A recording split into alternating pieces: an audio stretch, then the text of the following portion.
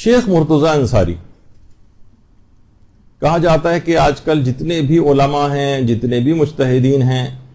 کوئی شخص بھی اس وقت تک مستند عالم دین نہیں بن سکتا جب تک کہ وہ شیخ انصاری کی کتابیں جیسے رسائل ہے، مقاصد ہے، فرائض الاصول ہے اور اس طرح کی بہت ساری کتابیں ہیں، ان کو پڑھے بغیر تصور ہی محال ہے کہ کوئی شخص مجتہد تو کجا ایک بڑا عالم دین بھی قرار پا سکے۔ خاتم الفقہاء والمجتہدین ان کا لقب ہے، اور کتنے بڑے ہمارے ایک عالم اور مرجع گزرے شیخ محمد حسن، جو کہ صاحب جواہر الکلام کے نام سے مشہور۔ ان کے انتقال کے بعد مرجعیت شیخ انصاری کے ہاتھ میں آ گئی تھی، اور بلکہ صاحب جواہر خود ان کی مرجعیت کی معرفی کر کے گئے تھے کہ میرے بعد مرجع یہ ہوں گے،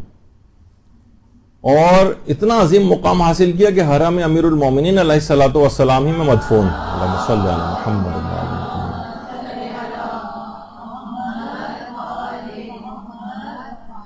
اور بہت زیادہ پرانے نہیں ہیں، 13ویں صدی ہجری کے ہی عالم دین ہیں، اور ان کی پیدائش بھی عید غدیر 18 ذی الحجہ کے روز ہوئی تھی، اور حضرت جابر بن عبداللہ انصاری کی نسل سے شیخ مرتضی انصاری۔ ان کی والدہ نے ان کی پیدائش سے پہلے خواب دیکھا تھا کہ چھٹے امام جعفر صادق علیہ الصلوۃ والسلام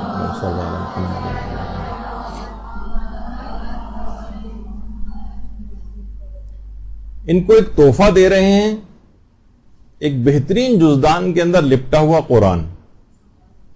علماء نے اس زمانے میں تعبیر کی کہ ان کو ایک بلند پایا فرزند پروردگار عالم عطا فرمائے گا،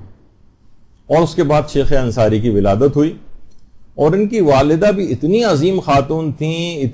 خاتون تھیں کہ وہ خود فرماتی ہیں کہ میں نے ایک مرتبہ بھی بغیر وضو کے شیخ انصاری کو دودھ نہیں پلایا۔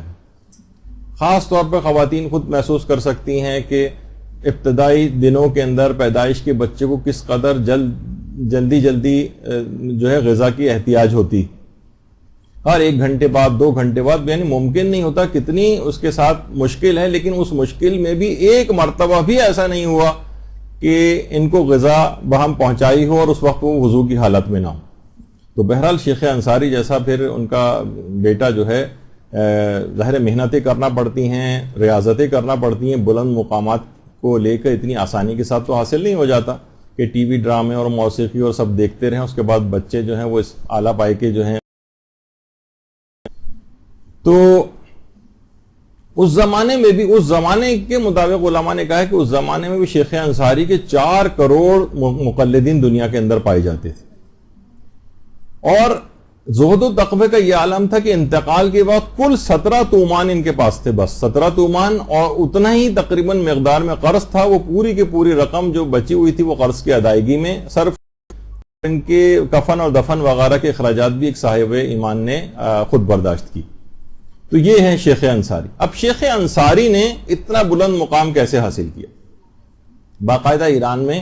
ان کی شخصیت کے کارناموں کے اعتراف پہ ڈاک ٹکٹ بھی جاری کیے جاتے ہیں، اور ایک احترام تو ان کے متعلق ملتا ہے کہ شیخ انصاری کے اتنے بڑے مقام کو حاصل کرنے میں جو دخیل ہے کہ بلوغ کے پہلے دن سے لے کر انتقال والے دن تک ایک دن بھی ایسا نہیں گزرا جس دن انہوں نے نماز جعفر تیار نہ پڑھی۔ کتنا عظیم مقام حاصل کیا، نماز جعفر تیار۔ اور صرف یہ نہیں بلکہ روزانہ کے بھی کچھ جو مجتہدین کے کچھ دستور العمل اور طریقہ کار ہوتے ہیں، کبھی آپ اس متعلق بھی دلچسپی رکھیں کہ علماء اپنے روزانہ کے معمولات ان کے کیا ہوتے ہیں، کس طرح سے وہ کون سے اعمال روز انجام دیتے ہیں۔ تو فرائض کے علاوہ روایات میں ملتا ہے کہ نوافل یومیہ کی بالکل پابندی کرتے تھے، ہر نماز کے ساتھ، واجب نماز کے ساتھ جو نوافل ہوتے ہیں۔ اس کے علاوہ دعائیں بہت کثرت سے پڑھتے تھے، تعقیبات نماز کو کبھی فراموش نہیں کرتے تھے، اور روزانہ قرآن کا 1 پارہ روز تلاوت کرتے تھے شیخ انصاری۔ زیارت جامعہ روز پڑھا کرتے تھے، زیارت عاشورہ روز پڑھا کرتے تھے، اور نماز جعفر تیار روز پڑھا کرتے تھے۔ تو اتنا بڑا مقام شیخ انصاری نے حاصل کر لیا کہ کوئی شخص آج مجتہد نہیں بن سکتا، بڑا عالم دین نہیں بن سکتا جب تک کہ شیخ انصاری کی کتابوں کا مطالعہ نہ کر لے۔ اور آج بھی صاحبان ایمان جو ایک رسم جاری ہوئی ہے، بہترین رسم، 40 پر نجف سے کربلا پیدل جانے کی، اس کو سب سے اولین طور پر نجف سے کربلا جانے کے اعتبار سے اس کی ابتدا شیخ انصاری نے کی تھی، اور ان کے بعد کچھ عرصے کے لیے موقوف ہو گیا تھا سلسلہ، پھر محدث نوری نے دوبارہ اس سلسلے کو جاری کیا۔ تو یہ بھی جتنا بھی ثواب ایک لحاظ سے ثواب جاریہ جس رسم کی ابتدا انہوں نے کی تھی، آج بھی شیخ انصاری کی روح کو پہنچتا ہوگا۔ تو بہت آپ نے دیکھا کہ کتنی چیزیں ایسی ہیں کہ واقعتاً صرف شیخ انصاری کی بات نہیں، آیت اللہ بہجت کے متعلق بھی بات کہی جاتی کہ مرجعیت کی کتنی ان کے پاس، سوچئے کہ ذمہ داریاں تھیں، کتنی زیادہ مصروفیات ہوتی ہیں ایک مرجع کے پاس۔ ان تمام مصروفیات میں سے بھی 24 گھنٹے میں سے 12 گھنٹے عبادت خدا انجام دیتے تھے آیت اللہ بہجت، 12 گھنٹے، اور 24 گھنٹے میں سے فقط 4 گھنٹے سوتے تھے بس۔ اور کہتے تھے کہ واقعتاً جو جس اعتبار سے نمازیں پڑھتے تھے، کہتے تھے اگر لوگ نماز کی لذت کو محسوس کر لیں تو انہیں اندازہ ہو کہ دنیا میں کوئی لذت نماز کی لذت کے مقابلے میں نہیں۔ اور آج لوگ کتنا گھبرانے لگیں کہ بھئی آپ کے تو یہ ختم ہی نہیں ہوتے، اور 36واں اور 35واں چلے جا رہا ہے، کب ختم ہوں گے، یعنی انتظار کریں گے درس کب ختم ہوں گے نماز کا۔ جیسے میں نے کہا تھا نماز وحشت خبر ان لوگ بھی پڑھی جاتی جو خود نماز سے وحشت کر رہے ہوتے۔ تو بہرحال اتنی لذت انگیز چیز ہے یہ نماز، جیسے کہ واقعتاً حج کے سلسلے میں بھی امام کے پاس لوگ آتے تھے کہ مولا 40 سال سے آپ حج کے فضائل بیان کر رہے ہیں اور ابھی تک حج کے فضائل اور مسائل ختم ہی نہیں ہوئے۔ امام نے کہا کہ جس حج کا حضرت آدم کی پیدائش سے 4000 سال پہلے یا غالباً 2000 سال پہلے سے جس کا طواف ہو رہا اور حج کیا جا رہا، تم چاہتے ہو کہ صرف فقط 40 سال کے اندر اس کے فضائل ختم ہو جائیں۔ تو اس لحاظ سے واقعتاً نماز اور یہ چیزیں ایسی ہیں کہ ساری زندگی بھی ان کا تذکرہ ہوتا رہے۔ اس کی جو لذت ہے نماز کی، وہ خود آیت اللہ بہجت کہتے تھے دنیا کی تمام لذتوں کے مقابلے میں ساری لذتیں ہیچ ہیں نماز کی لذت کے مقابلے میں۔ اور ان کے بیٹے کہتے تھے ان کے متعلق بات کرنا اتنا زیادہ مشکل ہے کہ اپنی زندگی میں تو کسی کو اپنے متعلق کوئی تعریفی بات، کوئی چیز نقل کرنے کی اجازت ہی نہیں دیتے تھے۔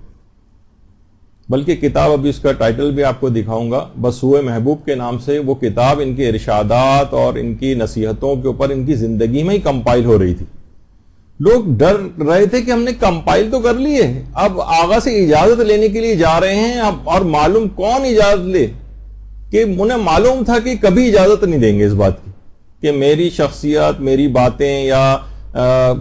جس میں میری کوئی تعریف کا پہلو ہو، یہ ان کی زندگی میں کوئی چیز شائع ہو جائے۔ تو فرماتے تھے ان کے متعلق بات کرنا کتنا مشکل ہے، جو پوری کوشش جس کی رازداری پر ہوتی تھی کہ ان کی کوئی بات اندر سے نکل کے باہر نہ جائے، اور یہ رازداری بھی انتہائی ماہرانہ کرتے تھے، انتہائی ماہرانہ۔ مثلا کوئی ان سے سوال پوچھ لیتا تھا کہ کیا کبھی آپ نے امام زمانہ علیہ السلام کی زیارت کی ہے؟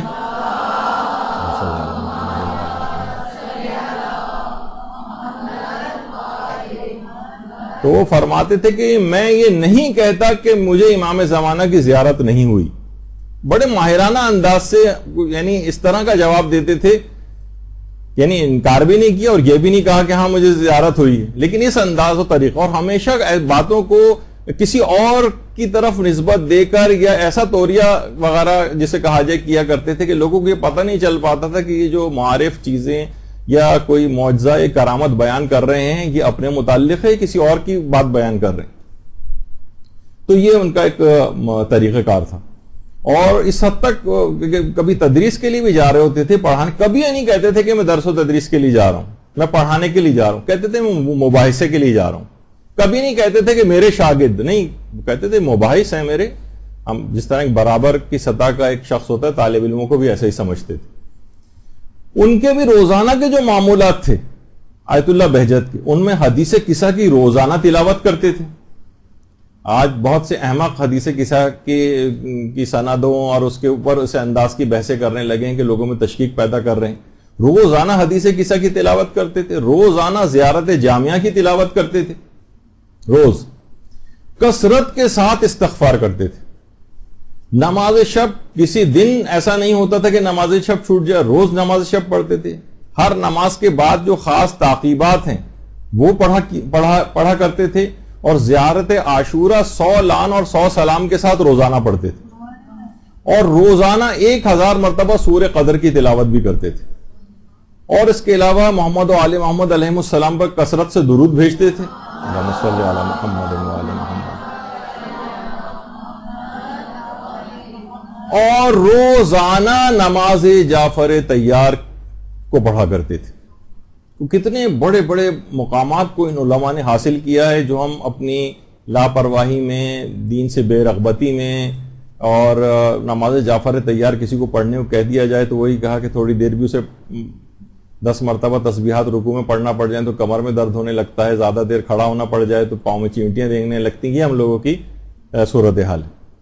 اور نتیجہ سامنے ہے پھر, کیونکہ نہ کوئی مقام حاصل ہوتا ہے نہ کچھ. برحمتک یا ارحم الراحمین